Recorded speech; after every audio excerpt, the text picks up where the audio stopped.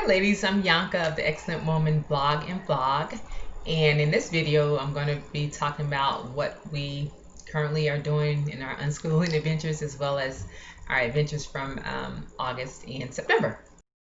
So it's October and I haven't posted anything in I think a month, maybe two.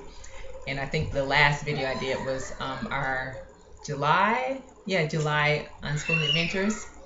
And what we did for August, we wrapped up like all of our fun summer stuff, like going to the beach. But we still go to the park now. We're still going on the boat, and I love this time of year being on the boat because you see all the color changes when you're cruising through the lake and you're looking around in the mountains. So that's still fun. We have about a couple more weeks before it gets way too cold to be out there. But what's great was this past weekend we were able to see experience a regatta on the lake. So it was the last one of the season, and then there were some people on the boat next to us, and they was explaining to us, what was happening during the race and all that. So we learned a lot about sailboat racing this weekend. So that was fun. And we went bowling. That was fun too. That made for me a day of rest on Sunday for me. But besides that, in the summer also we tend to do a lot more reading and a lot less like workbooks and stuff like that. And like we ditched everything earlier this year and went to unschooling, and we're still doing that. But also we do like very loosely follow a curriculum. And my boys, my 8 and almost 7-year-old, they have like a language arts in math, and they get like one worksheet a day, and we just like, it's very casual and loose, and it's only because they still like, not checking in with them, if they seem to get bored or anything, but they are not bored with it, so they continue to do this easy peasy one. And then my daughter just wrapped up her preschool one, so now she's doing just workbooks I think I picked up from the dollar store. And we're reading, so we do read quite a bit. They read on their own, and then we also do group reading. So right now we're coming through the book of Samuel, and that is great because, like I said, it's always great discussion, and you get to see their thinking, and the feedback that they give is just phenomenal. And I love to listen to them read, and because you see how they're processing and they're understanding what's going on in the story and things. So I love that about watching my kids read and listening to them read.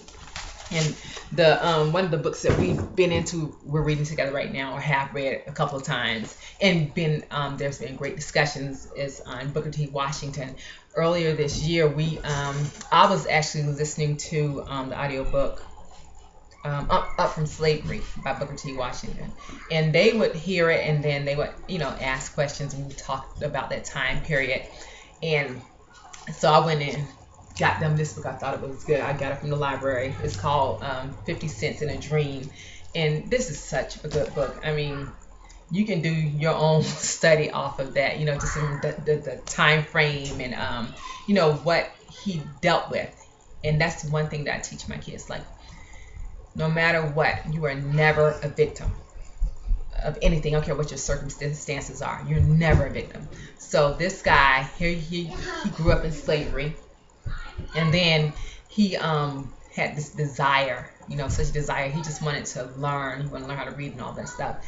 And that desire, brought him. He didn't know. He heard about Tuskegee Institute, and then he walked 500 miles to get there. He didn't even know where he was going, but he had 50 cents in his pocket, and he just had this dream, this burning desire. And to me, if people like that, who were born without, they went through the worst of things, but if they can make it through things like that, we have no excuses, none. I like that thing. That victim mentality is not tolerated in my life, and it's not tolerated in our house. So like I said, and then this actually led to a very good discussion, because we were talking about, like, my mom, she was the first to integrate her school because yeah, we talked about slavery, and then how segregation and all that stuff. And we're still talking about that stuff now, and how my mom was the first to integrate her school, and the experiences that she had gone through. And then a timeline, and we're talking about our ancestors and people who came before us, like my grandparents and the things they experienced. Because I remember being a kid, and sometimes you had like little school reports, and you had to call your grandparents, talk to your grandparent, and ask them how it was when they were growing up. And I always enjoyed those because I learned so much about my grandparents at their time. As I was saying, I learned so much about how they grew up, and I was still learning things all throughout life, because I remember when I was like maybe 30 or something when I learned a lot more about my grandfather that I didn't even know. He had lived here in New York. I didn't even know that. So I just think those are valuable lessons and nuggets and things like that. So my 2-year-old, she'll be 3 at the end of the month, but she likes to have her work, so I have to have stuff for her too. So she has a coloring book, and she also, right now we're so into this, how the little ones, they like to read the same book like 1,000 times. I mean, consecutively as well. So I'm looking for her little book she likes, and it's a funny and cute little book. I actually do like these little Elephant and Piggy books by Mo Willems. But she's really into this I really like slop book. And so I read this book anywhere between 5 to 10 times a day. And so does her brothers. They read this to her. So we do a lot of that. And besides reading to her, like I said, she's colors, and what else did we? Oh, we work on her ABCs, like I have flashcards and she matches letters and stuff like that. And then we do counting and shapes. So that's like, we just alternate. So one day, like Monday, Wednesday, and Friday is all reading day. And then we just, read books. And then on Tuesdays and Thursdays, we do the math and shapes and numbers. So that's my 2, almost 3-year-old. For my 5-year-old, like I said, she just finished her preschool book that we started earlier this year. So now she's doing a couple of other workbooks, just work in between, and we just keep it light because she still likes to play. And like I said, I'm not pushing, I'm just going with their lead and what it is that they like. So she's wrapping up this little alphabet book. It's just a little workbook, I think, from a dollar store, where she's practicing her writing. Go ahead, Hannah. And they just got the foot book, so all the kids are into the Dr. Seuss foot book. For some reason, I don't know what it is, but they like that book and they read it a lot. And I think, she's memorized the whole entire book. So, and she's also doing the same or different book. And like I said, we just finished that other workbook, her preschool workbook, I think week before last. So she's just doing these little workbooks because I don't think she's quite into going into anything else right now. So she'll do, because she has other things that she's into right now, which is completely fine. But she's so intelligent, just a smart little girl. And then we read these little the little Bob books. So she's doing on number 5. This is from set 1-5. So that's what she's doing. And we're just reading regular books together, because they're still, that's the thing, like they never outgrow the reading. They love to read, so we do read together. But and then the boys, they're doing, and like I said, I'm loosely using Easy Peasy, and that's the free online little curriculum. But like they do maybe a printout a day from there. And like I just print it all out, put it in a notebook, very easy. And so that for one of my boys, the same thing for the other. And all I do, they have their little folders that they get every day, and they have like 2, maybe 3 worksheets. Maybe, and they do them and they're done. And they are really into they're very, let me see, my 7-year-old, let me see what he's into. I think I write this stuff down so I can remember. Oh, you know what, they're both into Legos. Like that's still a thing with them. They build things all the time. They just got a new set of them, I guess, like a week or two ago, and so they're building all these shapes and these different designs of things or whatever. And what's interesting to watch with them is that like my older one, the 8 year old, he likes to follow the book, so he gets the book out and he'll build the things that's in there. But my almost 7 year old, he totally builds from his imagination, and he builds some really cool things. So, but they'll sit down there and work right next to each other. But it's amazing how just different they are. And so, besides Legos, oh, we're really into Jenga. All of them like Jenga. Candyland. Actually, boys like to play that too. So we all play that almost like every day. They love it. This summer it was all about Uno. So they've been playing a little bit less, or actually I haven't seen them play that in about a month, but it was all about Uno this past summer.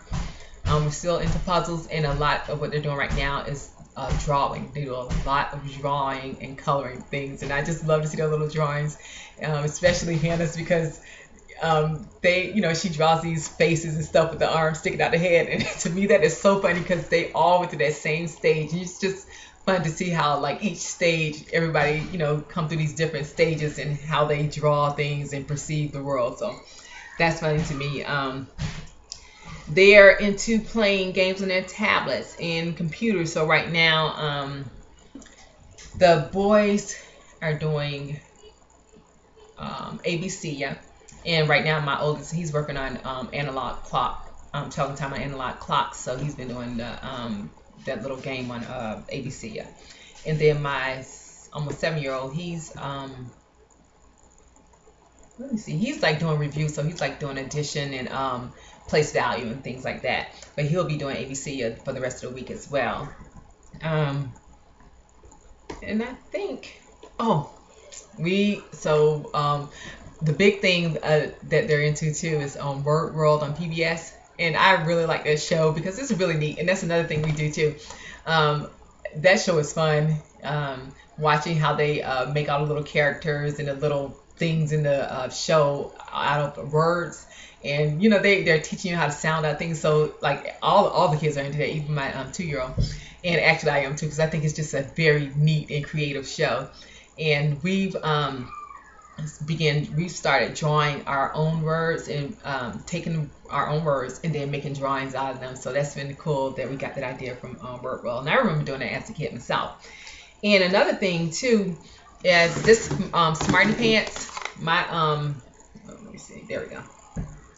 Two and great one. My neighbor gave me these, but it's so cool because it has like a bunch of interesting facts on these cards. It's like 120 each one. And it says brain building cards with questions, puzzles, and games. And this is so fun to, you get good conversations and discussions, and actually ideas for looking things up and studying about things. So these have been absolutely awesome. Absolutely awesome. So that's Smarty Pants. And like I said, we got that. A neighbor gave it to her. She's going through all of her stuff and her kids' stuff. So she passed these on. And a lot of stuff that I have, how people go out and they do their homeschool or unschool hauls. Nah, I don't really. I think we order a couple of things like papers. We'll get some pencils, tape, just real basic things. And like I don't spend things like this easy peasy curriculum. Don't spend anything on it. And then the stuff that I get, the books that we have a bunch of books here, but I also get books from the library. And like that's all free. Besides my time, I'm not paying anything out of pocket for this. So that's the way we school and unschool. And I just like have things here for them. Like their schoolroom is right here. That's what I'm always sitting next to. But it's books on that shit. There's a shelf in there, and that book that is full of books, so they can get whatever book they want.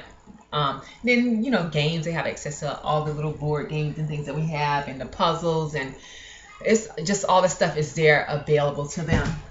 And I'm just trying to see. Oh yeah, tape and glue and all this stuff for them because they're like all day long. They're constantly doing stuff, and we also spend a lot of time outdoors. So we go for walks every day. It's still nice because actually a couple of weeks in I think August it was chilly. I was like, oh my goodness, they had me looking for another home in Florida for sure.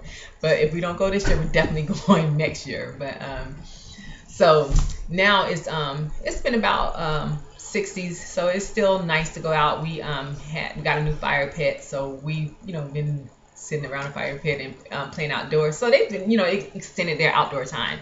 So like some days we'll finish up maybe around 1 or 2 and go outside. We just outside all day. Um, going around the neighborhood, and then last week I think we were at the park like every day. So it switches up, but I think outdoor time is very important and allowing the kids to just explore and to just play and learn through play, because it's so cool. It's like to watch them figure out things. Like my almost 3-year-old, she climbs, and she was like up high on this one piece of equipment, but she had to figure out how to get herself from one side to the other. And I stood under her and I was just watching, but you can see she's processing this thing. So I think it's need to allow your kids to problem solve. Don't always watch them and not react to everything. Just watch what they do, how they react, and that gives them confidence. So that's that. And besides that, we're just like still enjoying just doing what we do. It's kind of my son is down there, but it's we usually go on a family trip at the end of August, like early September, and also we go on another one in November. But we didn't go to that the one, and then we're not going to this one because it got canceled. So we'll figure out what it is that we're going to do. We're going somewhere. We don't know yet. We're going to do something because it's time to go. My husband was saying this morning, he was like, I need a vacation. I said, child, you and me both. So we're going to do something soon. Not sure what yet, but it's going to be cool and good. And I think that's all I have. I mean, besides that, I do have, so I do a quick thing on how I plan their school or lessons, whatever. I have this little teacher's planning book. And all I do is it's real basic. Like I like things very simple and neat and organized. So I have this little plan book, and it has 3 squares, and I draw one little line there because I have very small writing. So every week, usually on Sunday, and sometimes Friday, when they're done with school and we're sitting there playing and distracted and doing whatever they do, I just sit here and then plan the upcoming week, what we're gonna do. So I like to stay on track, and I just kind of like to see, the flow. I mean, we do a pretty good job of sticking to it. I mean, we have a flow rather than schedule. So this is not like, it doesn't say like 1 o'clock, 2 o'clock. I just have, I'm trying to see, across the top, the kids' names. So like I said, it's like 4 squares, and then across the top is all kids' names, and then what they're going to be doing. So it's right now we're focusing more on there are 3 subjects that we do are language arts, math, and reading. So they read on their own. We do group reading, and then they have their own language arts and math, and I help when they need me to, and if I don't, but it's something they do, and it doesn't take a whole lot of time. And they're free to explore all the other stuff that they like to do, or they're interested in. So like I said, I'm always paying attention throughout the day what it is, the questions that they're asking. So those things give me ideas for upcoming things that we're going to do. So that's all I have. Oh, another thing that we also do every day, every single day, we do a prayer. We start with the prayer, or we have prayer in theirs, and then we do we read, like I said, we always read the Bible. We do the pledge. We do a declaration. We have a school declaration. It's hanging up in there, but they do, I think it's important to speak these things so you can believe this, that, I am this, I have wisdom. So we're saying these things daily. And then also we do the Psalms 91, we turn into a declaration. So we do that as well. And then, they actually every morning they also get up, and as soon as they come in our room, the first thing they say, they all have been giving an affirmation or declaration that they've had since they were babies, and they all know it very well. So that's the first thing they come in our room. Good morning, mommy. Good morning, papa, if I'm in there. And then they say their declarations every morning. But these are additional ones that we have. They have their own personal ones, and we have these that we say together. And so the one that we have now is that I am an excellent reader. I mean, because you tell yourself something enough, you're going to believe it, and the atmosphere is going to shift, so you can be exactly what you say, because you shall have what you say.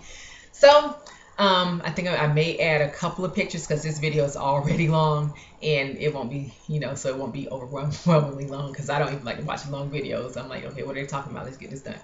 And what can I learn from this? So I hope I had some things here that you can glean from. And if you like the content, subscribe to the channel. Other than that, have a great rest of your week, and I will talk to you guys soon. Bye.